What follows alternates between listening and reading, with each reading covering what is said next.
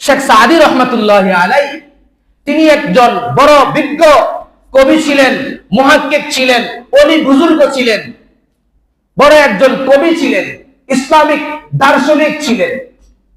তিনি একটা কবিতা গাইছে, সেই কবিতা আপনারা সবাই পারেন। বালাগাল উলা বিকামালিহি কাশাফাত দুজা বিজামালিহি হাসানাতু জামিউ ফিসওয়ালিহি। এই তিন বাক্য লিখেছে, এই তিন লাইন লিখেছে।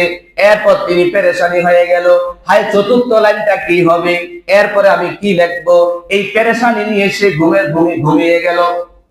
হঠাৎ করে আল্লাহর রাসূল সাল্লাল্লাহু আলাইহি ওয়াসাল্লাম তার প্রেমের ব্যক্তির সাথে সাক্ষাৎ দিয়ে দিল। হে সাদি, তুমি কেন পেরেশানি হয়ে আছো, তুমি কেন ঘুমাচ্ছ না, তুমি কেন এত পেরেশানি? সাদি বলে, ইয়া রাসূলুল্লাহ, ইয়া হাবিবাল্লাহ, আমি তো আপনার উপর একটা দুরূদ পাঠ করছিলাম, দুরূদ লিখছিলাম। তিন লাইন লিখেছি, এরপরের লাইন আমার স্মরণ আসে না, মনে আসে না। সাদি বলো দেখি আমার উপর কি দুরূদ পাঠ করেছো? সাদি শোনাইতেছে, বালাগাল উলা বিকামালিহি কাশাফাত দুজা বিজামালিহি হাসানাতু জামিউ ফিসওয়ালিহি। তখন রাসূল বলে, শেষ লাইনটা লাগাই দাও না, সাল্লু আলাইহি ওয়া আলিহি। সুবহানাল্লাহ। এই শেষ লাইনের যে বাক্য, এটা রাসূলের বাক্য, সাল্লু আলাইহি ওয়া আলিহি। বলেন, বালাগাল উলা বিকামালিহি কাশাফাত দুজা বিজামালিহি হাসানাতু জামিউ ফিসওয়ালিহি সাল্লু আলাইহি ওয়া আলিহি। মুহাম্মদের চেয়ে সুন্দর আর কেউ নাই, মুহাম্মদের চেয়ে চরিত্রবান আর কেউ নাই, মুহাম্মদের চেয়ে আখলাক আর কারো সুন্দর চরিত্র হতে পারে না।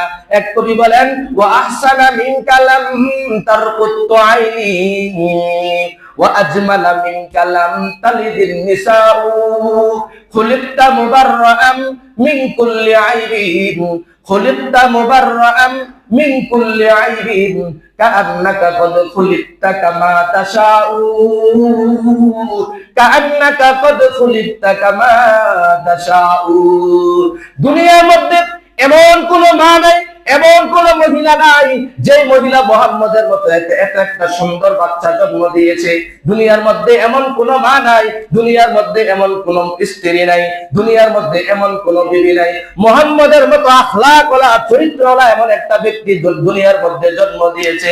ওয়া আহসানা মিন কালাম তারকুত আইনি ওয়া আজমালা মিন কালাম তালিদিন নিসাউ। হাই, দুনিয়ার মধ্যে কেন কিয়ামত পর্যন্ত এমন কোন মা মুহাম্মদের মতো সন্তানকে জন্ম দিতে পারবে না।